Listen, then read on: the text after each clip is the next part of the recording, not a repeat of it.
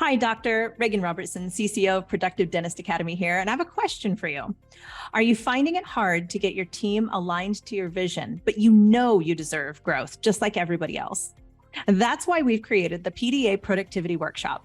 For nearly 20 years, PDA workshops have helped dentists just like you align their teams, get control of scheduling, and create productive practices that they love walking into every day. Just imagine how you will feel when you know your schedule is productive, your systems are humming, and your team is aligned to your vision. It's simple, but it's not necessarily easy. We can help. Visit productivedentist.com/workshop. That's productivedentist.com/workshop to secure your seats now. This guy may be financially successful, but this guy is not successful in his personal life. I can tell you that right now. And so I went down the Google trail and found out that, his life has had some really rocky ups and downs, and it's the inauthentic mask. And I really want to talk to you today about what's underneath being efficient and effective in running your life and your business, because the tools are helpful and necessary, but not if you are forgetting the why that is your life. Welcome to the Everyday Practices Podcast. I'm Regan Robertson, and my co-host, Dr. Chad Johnson, and I are on a mission to share the stories of everyday dentists who generate extraordinary results using practical, proven methods you can take right into your own dental practice. If you're ready to elevate patient care and produce results that are anything but ordinary, buckle up and listen in.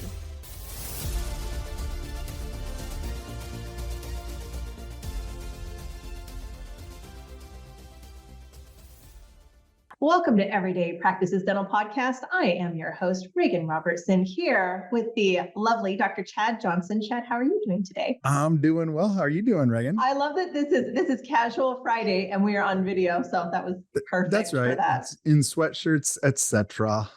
You've got Hawaii love. I've got my son's elementary school, so I'm baseball t-shirting it today in support for him. Yeah. Our episode today continues down the book review quest that we've been on that has been life-altering and a lot of fun for me. And this particular book took me down a complete rabbit hole. So the book is The 4-Hour Workweek by Tim Ferriss. It's fairly old now. When was it? 2000s? Yeah, 20-ish, 22 years old, something like that. Yeah. So if you haven't read it, we will overview it. But it sent me down the Tim Ferriss rabbit hole because it upset you at first. It did. It upset me. I didn't like the tone almost immediately. And the reason why is because I like balanced data with emotion. So if you haven't heard me talk about that formula, I talk about it a lot at the workshops. When I make a decision as a leader or even a parent in my home, I want to balance facts with feelings around it. It's almost like, would you rather be right or in relationship? That's a good way of saying it. And Tim Ferriss's book started off immediately for me, all data. It was very little on emotion to me. It was very little on emotion. And it was mostly, here's the framework, which I don't mind getting down to business at all, but there was an inauthentic ring to it. And I found myself, I don't know if you've ever done this when you read a book, I had a second dialogue going. So I'm listening to this book while I'm walking the dog, and in my head, I'm hearing him state a tool to be more effective or efficient. And underneath, I'm thinking, how successful were you with that, Tim? How did that really actually make your life better? And the crux of this moment for me that sent me down the rabbit hole is he talks about, amongst all the tools in the 4-Hour Workweek, which there are good ones, by the way, he says, get a virtual assistant, which at the time was pretty provocative at the time. And he talks about outsourcing communication with his wife. And I stopped walking the dog and I heard it and I thought, there is no way. This guy may be financially successful, but this guy is not successful in his personal life. I can tell you that right now. And so I went down the Google trail and found out that, his life has had some really rocky ups and downs, and it's the inauthentic mask. And I really want to talk to you today about what's underneath being efficient and effective in running your life and your business, because the tools are helpful and necessary, but not if you are forgetting the why that is your life. So it's funny because listeners, I get on pre-podcast and I say to Regan, all right, so let's talk about this book. Didn't you like his tone? I was like, wasn't it so funny? Like, it wasn't he Yes. just, like he was just winsome and funny. And I mean, like just curt sometimes. And that was even funny is he's like, just get to the point. What are you trying to get at? And yes, I understand that he might not be the best of grandpa, but sometimes you need like a babysitter. Sometimes you need a drill instructor. Sometimes you need a Right. mommy. Sometimes Yes. you need a school teacher, like there are different roles. I really liked his tone. And then she was like, no, and I'll tell you why. And then she explained herself. And I was like, yeah, no, that actually, it still makes sense. I think because I'm in his vein that that I'm like, oh man, this guy rules. And then when you explained your point, I was like, no, you know what? I totally see that too. I think you've got a good point. Now, then Regan sends me a TED Talk of Timothy Ferriss, and then it makes more sense. I'm like, Regan, now I see your point. Yes, he was very prescriptive in how to do it. This was a how-to book. Yeah, and, great. It's a great how-to book for most of it. It's stuff that still applies. Yeah. Yes, but it begs the question. Wait a second. He could have Mike Michalowicz's this better by saying, let me give my life example how I didn't do this right or how I did do this right. Which is funny because one of his lessons in the book is to be effective, not efficient. And it's like, well, wait a second. If you're being effective for some listeners, not me, I was impervious to it, but to Regan, he would have connected better by saying, and let me just say, my relationship with my wife is sacrosanct, where I'm not going to have a virtual assistant, send flowers and, a card explaining why I was late for being home. You knew exactly the moment. You knew that's awesome that you know that's the actual example that he shared. Yeah. Did it make you cringe a little bit? No, I think I was in a mood where I was just like, come on, are you serious? Yeah. But I mean, it's audacious. I mean, but no, I didn't pause going, oh no, how's that working for him? I'm just thinking, dude, if that works for you, I guess. But I mean, that's not going to work for everyone. So, and obviously, like you said, end of the story, chapter, whatever, book 2 is, it's not exactly working, for him either. And no knock on him. Maybe it, like relationship stuff, whatever. And maybe it wasn't that broke the camel's back, but it sure, yeah. Well, what makes this fresh and new and exciting to review this book is I recommend reverse engineering Tim Ferriss. So I recommend listening to where he is today and then applying some of the principles better context. I do. I think it puts the why first. I mean, he supports like psychedelic research right now. He's really big into that. He's been an angel investor. He was financially very successful. And I really like both of our approach to it because the answer is both. The answer is both sides of the coin. You tend to be, this is my judgment of you, of course, not you, but you tend to approach things from a data mindset first, which is probably why I really love interacting with you, because I tend to approach things from an emotionally driven place first. I listen to the heart and what's underneath the story. And you look at how to apply it. You take an engineering mindset. So it actually, the answer still is both. It was 2020 that he had an interview, I believe it was 2020, with Brene Brown. It was a great interview on self-acceptance versus striving, which is actually where I saw Tim in the 4-hour work week. It was a lot of striving. It was a lot of striving to get your ideal work week down, to get that life that you deserve and make your millions really quickly. But he says in this interview that self-loathing was his driving factor for performance. And that's the underlying issue that I saw was if you look at planning out your life in your 20s or your 30s, the traditional model, as he starts off in the 4-hour work week, is you traditionally will do 40 hours a week. You will stock away for retirement, and you will just kind of keep your head down until you retire. And then what? Then that's your freedom. Fun. Yeah. Then you're supposed to have fun. Then you're supposed to, and he goes on to argue how many Mai Tais can you have basically on the beach before you're bored. So he helps you shift perspective and think about how you can enjoy your life now. And I do appreciate that very much.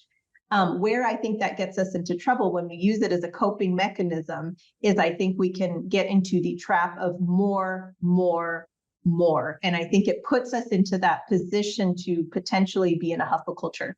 So more isn't Sure. necessarily better. Yeah. It's interesting because like in the book, he talks about out of frustration, how he wanted to remove himself from the company in order to do what he loved to do. So his why, or I like to call it purpose. I really don't like the whole, like using Simon why. Sinek. Yeah, listen, I like the concept, but like using in English, I feel like purpose is the better word instead of what your why is. I'm just like, purpose is awesome. Purpose is mission driven. It gives you a tangible end goal. I think the word purpose versus why. Well, it's a mini soapbox, but you'll hear people say, what's your why? I'm like, no, what's your purpose? Use the right word. It's a noun. Purpose is a noun. Why is a question, like. Yeah, I like that. To me, like it gets people's attention. I'm trying to think of the right word. Like it's provocative, to say, what's your why? It's like, whoa, what is my why? And I'm like, no, what's your purpose? When I read Simon Sinek's Start With Why, that really, it kept me on a circle. So it's kind of like when I talk about missions having a guiding post, as opposed to just a circular. A why to me is a circular philosophical question. A purpose is that is a guidepost. Where am I going? And then why am I going there? So I think the why gives fuel to the purpose. I love that you say purpose instead. Yeah, sure. And again, it's like, okay, Chad, take your point, take your English point. And it's like, that's all I want. I'm not trying to make anytime someone uses that, I'm not going to stop them. But like at the same time in my mind, I'm thinking, just what's your purpose? So his purpose was he wanted to learn and travel, and he liked doing ballroom dancing and, and then, traveling and stuff like that. And it's really cool because it is crazy to think, like, how can a dentist take a book called 4-Hour Workweek and apply it? Because he's got basically a step-by-step blueprint to free yourself from the shackles of a corporate job, not exactly dentistry, but then again, we are shackled to a place because we're the Rain Man. Second of all, to create a business to fund the lifestyle of your dreams. Now that's kind of sounding dentistry. And then it says live life like a millionaire without actually having to be one, which is a lot of dentists. I mean, sadly, a lot of times we outlive our income because we on Facebook see all of our dentist friends going to fancy places and, doing fancy things and drinking fancy things with fancy people. And so we want to do fancy things and stuff like that. And so it becomes this competition kind of thing, like you talked about, where it's like, we're trying to outpace each other. And Regan, I think you've seen in my life over the last 10 years, let alone mostly the last 5 years, how instead of being in an explosive growth mindset is going, okay, what is my satisfaction mindset? Like, when is it like, okay, that's good enough? And someone could say good enough is complacency. Fine, call it what you want, because there's a negative term and a positive term to each and everything, right? Laziness is efficiency. You could say, wow, that's efficient. Someone else might go, wow, that's lazy. It's the same thing. It's two people judging two sides of the same coin. Oh my gosh, there's such a good friend that I've had for so many years. And I tell you the amount of guilt that I have felt because this individual is constantly learning. I don't think that he takes a spare minute for himself. And every time I'm in the same room, I feel extremely lazy. Right. And I was like on a treadmill or a rabbit track. I don't know what you want to call it, but I felt like any spare minute that I was sitting and just relaxing and enjoying my life was minutes wasted, because I was told that. And in midlife, I think one of the best blessings is I get to tell myself what is complacent versus what is striving. I get to define my own balance. And the amount of empowerment that comes from not comparing yourself to others. I know that's so basic, but the amount of empowerment that comes, the trajectory of my life has gone a lot better since I was able to turn that off. Yeah. Well, now, okay, one or two key points from the book. Number one of his quotes is, the goal isn't millions, it's the lifestyle associated with it. Now, ultimately, to me, that isn't a life goal, but at the same time, I mean, everyone does want a good lifestyle. And so that was just a neat quote. The goal isn't millions, it's the lifestyle associated with it. Your thoughts?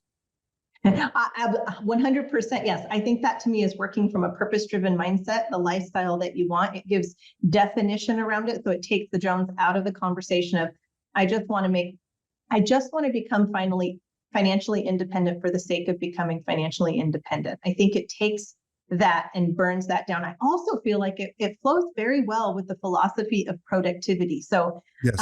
In the book, he breaks down the person who makes $100,000 a year versus the person who makes $50,000 a year. And he really kind of puts it into productivity per hour. And in fact, I just had Yes, he does. I just had this conversation with a member of my family because they make significantly less than me. And I said, well, let's break down what you actually do. And so we broke it down and I said, see, you're doing a lot better than you realize. Right. When you look at it from an hourly perspective, the amount of hours I put in versus the amount of hours you put in for that amount. So if we were to break it down, so I basically gave them a productivity philosophy in a nutshell. And I feel like the 4-hour work week does that by by aiming that goal, that putting that guidepost in and saying, what's the lifestyle that you want? See, this is what millennials want. This is what, so funny enough that this book was written 20 years ago and it embraces what Bruce is talking about, Dr. Bruce Baird, but it's basically saying, well, shoot, if I could work 10 hours a week, not 4-hour work week, but if I could work, 10 hours a week and still make enough money where I could do the cool stuff with my boyfriend or my girlfriend that I like doing, then that's what they want to do, Yes. Yeah. Another quote from Albert Einstein that he quoted in the book. So this is Timothy Ferriss quoting Albert Einstein. Any man who reads too much and uses his brain too little falls into lazy habits of thinking. So the beginning of the quote, reading after a certain age, this was challenging. Reading after a certain age diverts the mind too much from its creative pursuits. That, like, what we're doing. Was that right Einstein? Yes. What we're doing right now is a book quote. And so we're doing a book club and we're trying to talk about, all these books and stuff like that. And do you see it on my screen right here? I do. Yes. Okay. So reading after a certain age diverts the mind too much from its creative pursuits. Any man who reads too much and uses his brain too little falls into lazy habits of thinking. In other words, you could be reading too much and that's being lazy to Albert Einstein. Isn't that fascinating? It is, because it makes total sense to me, because what he's saying, in my humble opinion, is you're allowing someone else to dictate an opinion on you or dictate thoughts for you, as opposed to having you have that freedom. My cousin is a fine artist, very, very talented gentleman. And I've had the opportunity to paint with him on several occasions. And my daughter came with us one time, which she's phenomenal, blows everything away. She's really, really talented. And he was watching her paint at a young age. And he said, do you know it takes decades after you're an adult to learn how to be in that frame of mind of creativity again? And I think that's exactly what Einstein is saying. We allow our brain to be filled. And so we are no longer thinking for ourselves, and we are no longer forced to problem solve on our own. And that's what I see him saying there. That's right. Another interesting quote. Avoid the crowd. This was Ralph Sherrill. It's the beginning of the chapter, that he's got a quote from someone. Avoid the crowd. Do your own thinking independently. Now, here's the cool part. Be the chess player, not the chess piece. Those quotes, I've heard that. I used to always say, let's play chess, not checkers. I'm not even that great at chess.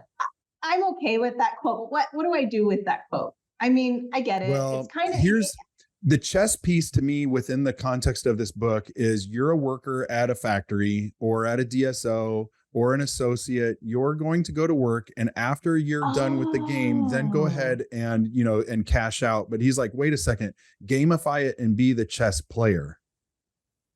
You know how I do that as an employee? I love that. I get it now. I have always thought about what problem do I want to solve, and I've allowed my curiosity to take me to new places.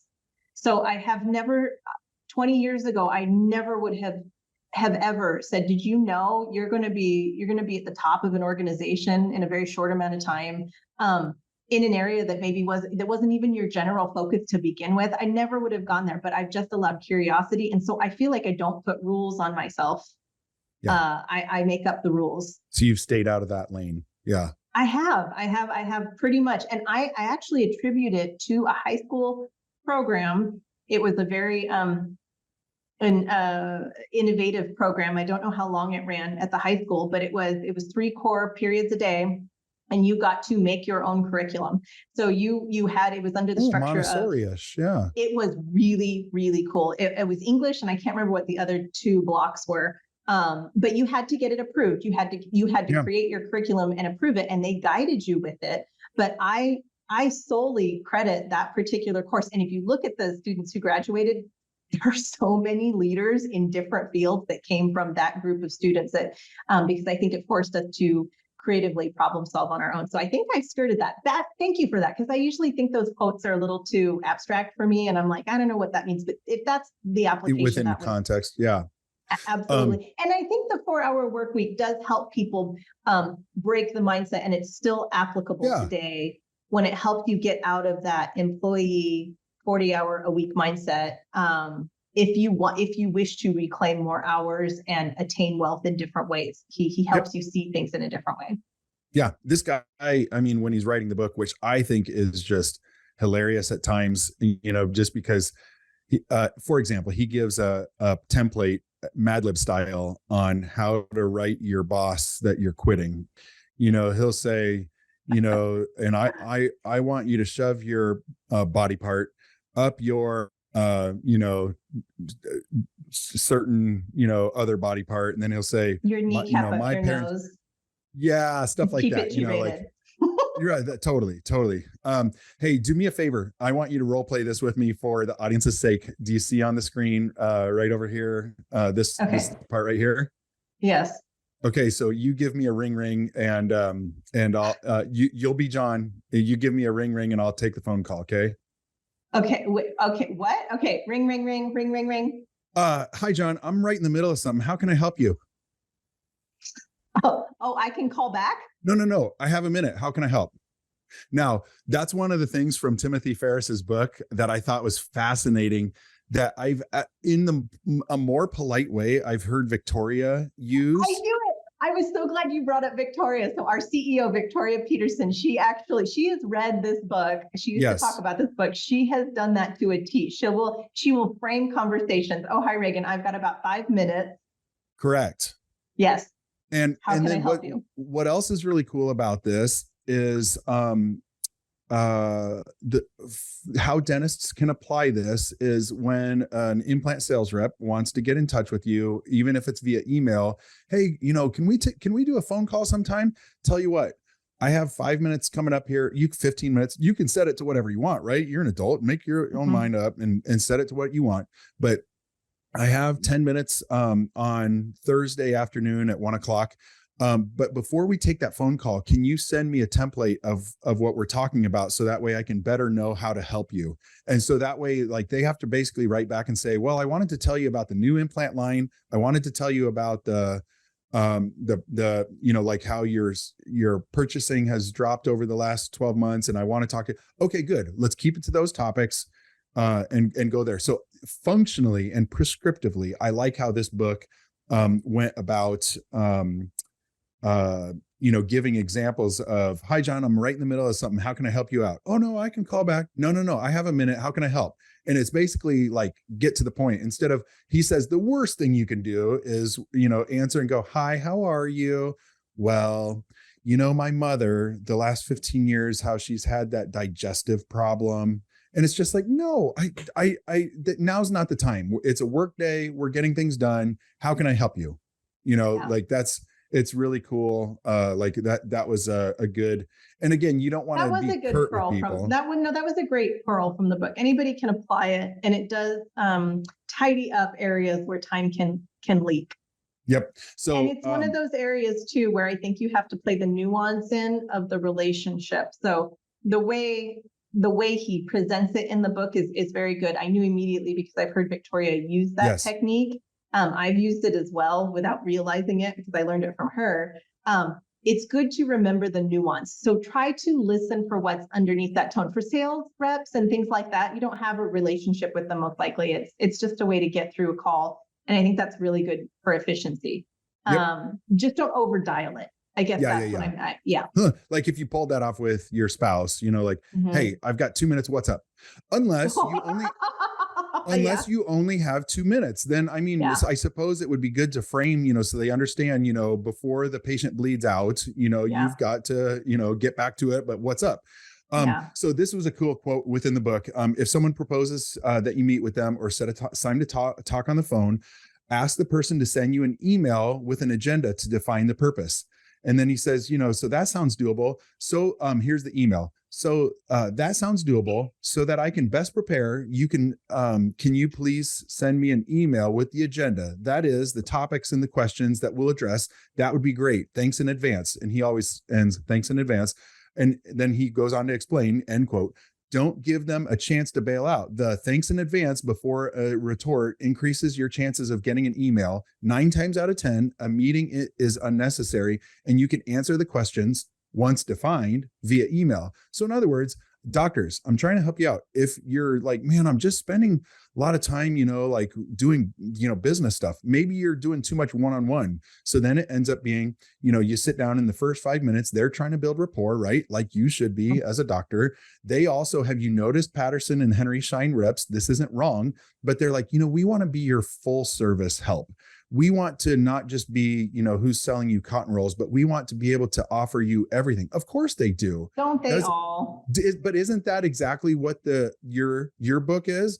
I don't want to just fill your tooth. I want to comprehensively help your whole mouth. So what they're trying to do is take a bigger market share, in headspace. And so that goes to the next quote in the Stoicism that is applied to the videos, TED Talks that you were talking about with the author, Timothy Ferriss, and Stoicism. So he quotes at the beginning of one of the chapters, Henry David Thoreau, and it says, a man is rich in proportion to the number of things he can afford to let alone, or in our common English, to leave alone. So a man is rich in proportion to the number of things he can afford to leave alone. So in other words, if you're micromanaging everything, you're not going to get much done. If you are bigger than that and you have delegation in place and you have a team that you can trust and everything like that, so you can step out of it, that's a form of richness, says Henry David Thoreau. Your thoughts? Oh, I think that's accurate. I think every business owner or leader does strive to attain that. So it all kind of goes around why can't you take a long time vacation right now? What is preventing you from taking off 4 weeks? And if you can't answer that question, or if you know that you can't make that a reality, then that can be one of your purposes or your goals, if you will. Yep. So I think it is. Yeah, I think it's critical to be able to set up your systems and make sure that your team is in place. And that again where that nuance comes in. That's where the relationship part of it comes in. And you could see Tim Ferriss had the right idea in those beginning hours. He was actually solving for in one of the TED Talks that I listened to, one of his ex-girlfriends made him a little diorama, a little plaque. And it had on it him sitting there with emails piling up, and it's work ends at 5 p.m. And it was a reminder to him to stop working. And he said in it, that he was doing 15-hour days, 17-hour days, whatever have you, as long as he could, trying to get it off him. And I think that's where the 4-hour work week was born, was he knew he had to get out of it. Fast forward now to 2020, and when Brene Brown asks him the question of how do you go between striving versus self-acceptance, he still leans back on systems, and his answer was, I have to schedule it in. And I have a love-hate relationship with scheduling, because I think I'm a creative person. And so creativity cannot really be scheduled. It's very, very difficult. It comes in spurts. So I still think he struggles with that today. I still think his brain is probably hyper active, and he still has lots of ideas. And so I do think he's been able to achieve a certain level of delegation that Thoreau was talking about, and being able to let things go. But I think it's a constant struggle for him. And I think it always will be. Another interesting thing was he was talking about, do you remember the fable that he told of an American businessman was standing at the pier of a coastal Mexican village, and he saw a fisherman, and the fisherman, then he walks up to him and he says, what are you doing? Well, I fished for a couple hours, and then I go home and I, have lunch with my wife, and I play with my kids. And he says, I've done some awesome business classes. I could market your place here, and we could make this really fancy and grow this this boating thing. We could buy multiple boats. We could get a big industry going and get you up to speed. With this, you could dominate this area. And then, I could fly you to classes. You could learn about how to, become a better businessman. And then the fisherman says, that sounds great and all, but like, so why would I do that? And he says, well, so one day you could be really successful and have lots of millions of dollars. And then you could even take off work early and go have lunch with your wife and play with your kids. And he's like, I mean, but therein lies the story. It's like, well, that's what I already do, so it's kind of weird when we think about the towers that we're trying to build and then come to find out that they're, they're just monuments of greatness to ourselves, maybe. And like, why? But, so it's like the Cats in the Cradle song.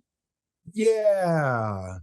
I found, I liked my summation with the 4-hour work week. Is there were some tools in there that I felt to be helpful. If you are not familiar with Parkinson's law or Pareto's law, and you haven't thought about reframing your work week, that it was good. For me, the big takeaway sits outside of the book, and it is his TED Talk on fear setting instead of goal setting. And it's a way of getting people out of indecision and inaction. Yeah. And I thought, for me, where I'm at in my midlife, I feel that it is a very helpful thing, because I love what you're saying with that. For me, over the past year and a half, 2 years, actually, over the last 2 years, I have put myself first, and I have decided what my non-negotiables are, and I stopped caring about my financial goals, and I stopped striving for more just to have more or more success or more whatever it was. And instead, I said, what's going to make me feel happy and whole and complete? And that includes my family time, my personal time. And I feel much, much, much richer today. And my success hasn't gone down as a result. That was the other surprise for me. So by forcing myself to look, so I guess I made my purpose myself today, as opposed to myself at 64. And I stopped sacrificing pieces of myself. And I stopped wearing the mask that I see so many people, men and women. I see a lot of people wearing a mask, and I call it the hustle culture mask. And it's just the more for having more, more success, more money, more whatever. And I see that once we start taking off those masks and we're more vulnerable and open with each other, I think that's where true progress happens. And so I went from, did you know there's a whole group, by the way, there's like a whole group that hates on Tim Ferriss. So in this rabbit hole, oh yeah, when I started going down the rabbit hole, I got to Google this guy. I got to know more about him. Why does this feel so false to me? Why does this book annoy me? And sure enough, there's a whole group that just hates on Tim Ferriss. So I was like, oh, I'm not even alone in this, but I have been delightfully, I like it when my opinion can be changed and I don't see things truly black and white. And I think this gentleman has grown a lot. He's come a long way. He's still got a lot of work to do, like we all do, because we are all imperfect. Correct. So the message that I took for me personally and where I'm at with my career was more around his fear setting framework, understanding how to be self-accepting and balancing my striving with my fear of complacency in it. So that was my big takeaway from this. Yep. What about you? My big takeaways? Yeah. Just trying to look over my notes to make sure. Okay. One of them that I'd really like to, and I'll share it on the screen with you so you can see it. Are their listeners going to be able to see this? Are we going to have it on video perhaps? Okay. So let's hit share. Sure. Us and our casuals. Why not?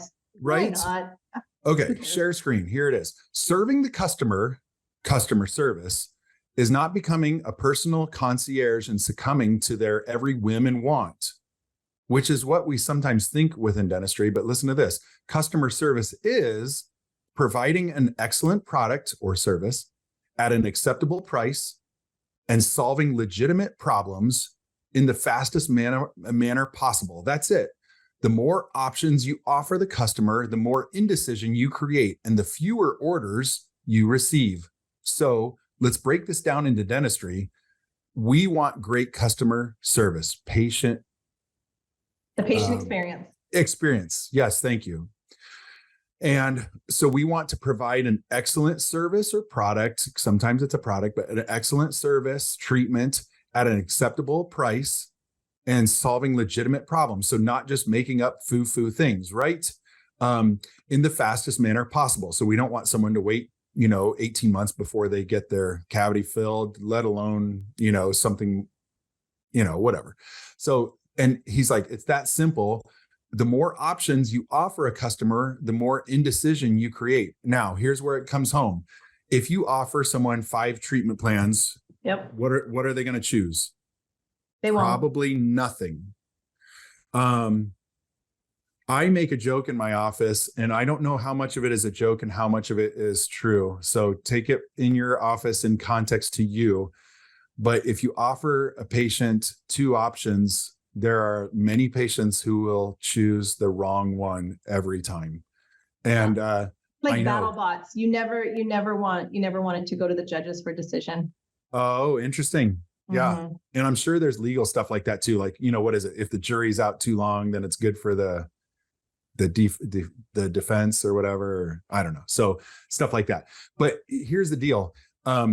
If I do present a couple options, I do present sometimes 3 options. And then I'll say indecision is an option. You can always choose to do nothing because legally, it's good to be able to present that. You don't have to choose today. I don't want you to make a hasty decision. But in essence, there are 2 options. One is going to be an implant, one is going to be a bridge. And the third option, if I were to give you one, isn't a good option, but let's say a partial. For you, doing a partial denture and clipping onto adjacent teeth when you're only missing 1 tooth and you're 20 years old, that's just going to be a cruddy option for a long term. But it's an option. Go ahead and take it if you want. It is less expensive, but you can drop it, you can lose it, it's just an okay option of the past. So honestly, for these days, if you were family, I'd want you to choose an implant if there's enough bone. And if there's not enough bone or you can't cover the cost, then a bridge is fine enough. And giving those couple options. But when we create indecision, it's possibly because we gave the customer, the patient, too many options. And then as this quote says, the fewer orders that you receive. So in other words, your treatment plan case acceptance will be less than stellar. Your thoughts? To me, I think the book, The 4-Hour Workweek, gives you some potential tools to cut down on your administrative time. And Yes, looking that's at right. looking at Albert Einstein's quote, what we want to be free as clinicians is we want to be free to be creative. And how I define that is in 2 ways. I define it through treatment planning, but I also define it for time to be with the patient. So Dr. Bruce says you gotta provide great, you gotta focus and provide great patient care. What does that mean? To me, that means being in relationship. If you are free, meaning your mental bandwidth isn't taken up with administrative concerns because you've automated, you've streamlined, you're being efficient because you're being effective, you know what the right things are to do. You're able to have that time with the patient. I think the cost is actually, when he says acceptable in that particular quote, acceptable price, that to me is open for interpretation. If I have a great relationship with my clinician, I don't care what the cost is because I trust you. It doesn't matter. I trust you, and I'm going to take that particular treatment plan. So to me, excellent customer service is listening. It's providing yourself the mental space to be fully present with that patient so Yes. that you can listen to them and you can build a relationship so they trust you. And then you two are working on a health plan together. Acceptable price to me is like an economics term that implies that the buyer or the seller are not resentful of the cost. Or if there is Yeah. if there is a 1% resentment and the other side has a 1% resentment going, I wonder if I sold that widget too cheaply. And then the other person goes, I wonder if I bought this just a little too expensive, but it was worth it. That both sides, like in essence, are within that range. Yeah. There comes a point though where if you do something, my take home lesson actually, like if I were to really, really apply this to my life and how I could help others, is when you think about that quote and wanting to to find the right price and stuff like that. Guess what happens when you add a tariff onto a supply demand curve. You, like in microeconomics, you get this shift of the curve that doesn't allow for the price point in the middle of the X of the supply and demand to dictate the price on something, a tariff or stuff like that. It shifts in taxes, it shifts the price away from that. And so when we are PPO in network, there's the point. We aren't doing stuff for the price that we would hope to get. And you are resentful, but the problem is you're not so resentful that you'll do anything about it. So in other words, the resentment isn't so bad that you're the frog that will hop out of the boiling water proverbially, but rather you'll stay in the water and keep on getting boiled. Watch yourself with PPOs. Do you notice the resentment factor when you wish that you were doing a $2,000 denture, but you're doing it for $500 because that's what the insurance company makes you do it for? The patient is in love with this because it's not a mutually accepted cost. It is a bargain for them. And when it's such a bargain for the consumer, then it builds up resentment for the seller, as it should. Price points should be dictated, according to a capitalist. Price points should be dictated by where the market meets the supply and the demand, because I could charge $10 million per denture, but no one's going to buy it, or one person's going to buy it, which actually is a subpoint of his book. Find within the Pareto principle, find your 20% customers that are making you 80% of the profit. How are you going to do that? I say go fee for service. That would be my take home, but that almost would need to be a part two. This is another podcast. I know. So let's grab a doctor and we'll talk. We'll continue. We'll find a doctor. PDA tribe. Somebody's read the 4-Hour Workweek. Let's continue this conversation with one of our tribe. We'll talk about it. Love it. Guys, thanks for listening. We're going to be doing more books, but it sounds like this one we might need to actually tease out even further. Hope you have a great week. Thanks for listening. Thanks, Regan. Thank you for listening to another episode of Everyday Practices Podcast. Chad and I are here every week thanks to our community of listeners just like you, and we'd love your help. It would mean the world if you can help spread the word by sharing this episode with a fellow dentist and leave us a review on iTunes or Spotify. Do you have an extraordinary story you'd like to share, or feedback on how we can make this podcast even more awesome? Drop us an email at podcast@productivedentist.com. And don't forget to check out our other podcasts from Productive Dentist Academy at productivedentist.com/podcasts. See you next week.